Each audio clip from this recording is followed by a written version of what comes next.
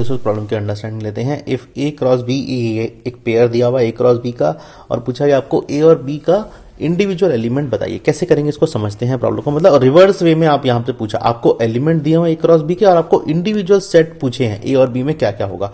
समझते हैं पहले प्रॉब्लम को। देखिए जो ए क्रॉस बी है उसकी अंडरस्टैंडिंग लेते हैं। उसमें क्या है, ए एक्स है, ठीक है, उसमें क्या है, ए वाई है, ठीक है, और उसके अंदर क्या है, बी एक्स है, और उसमें क्या है, बी वाई है। ये सारे एलिमेंट उसके अंदर हैं।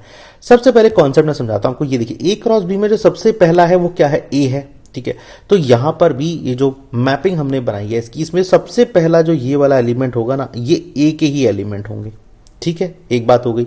दूसरी बात क्या है, दूसरा जो एलिमेंट है ना, ये जो है बी, ये क्या है, ये सेकंड जो एलिमेंट है ना, ये वाले, ये बी होंगे। तो ए भी मिल गया आपको, बी भी मिल गया।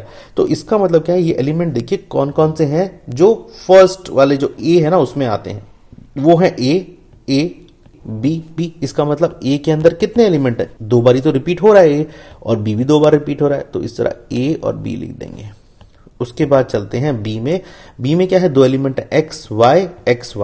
तो एक्स वाई रिपीट हो रहे हैं बट लिखेंगे हम एक ही बारी, एक्स और वाई।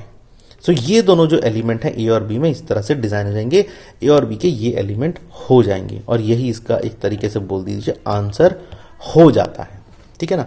अंडरस्टैंडिंग बहुत ही सिंपल है, कंसेप्ट बहुत ही सिंपल है। आपको पहले बस मैपिंग देखनी है, कौन सी मैपिंग किसके साथ बैठी है, और उसी तरह से उसका आंसर हम निकाल लेंगे दोस्तों। इस तरह से हम इस प्रॉब्लम को सॉल्व कर सकते हैं। Thank you.